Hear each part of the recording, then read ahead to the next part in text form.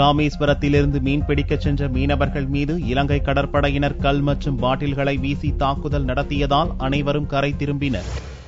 ராமேஸ்வரத்திலிருந்து திங்களன்று மீன்வளத்துறை அனுமதி பெற்று 258 விசைப்படகுகளில் மீனவர்கள் கடலுக்குள் மீன்பிடிக்கச் சென்றனர். நள்ளிரவு கச்சத்தீவு அருகே மீன்பிடித்துக் கொண்டிருந்த போது அங்கு வந்த இலங்கை கடற்படையினர் மீனவர்களை சுற்றி வளைத்து கல் மற்றும் பாட்டில்களை எறிந்து விரட்டி அடித்தனர். தாக்குதலுக்கு அஞ்சிய மீனவர்கள் அவசரமாக கரை திரும்பினர். நம்ம எல்லைக்குள்ளே நம்மளை துரத்தி விடுறாங்க. நம்ம நேவி ஒரு நேவியை கூட நாங்கள் பார்க்க முடியல. நம்ம நேவிக்காரங்கெல்லாம் என்ன பண்றாங்கன்னு எங்களுக்கு தெரியல.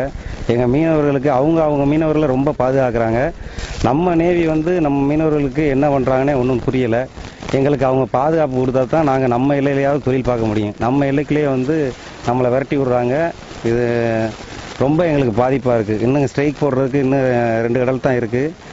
இந்த நேரத்தில் இவ்வளவு நஷ்டத்தோடு நாங்கள் நேற்று ஒரு 500 லிட்டர் டீசலை காலி பண்ணிட்டு சும்மா நஷ்டத்தோடு நைட்டு கரையை வந்துட்டு.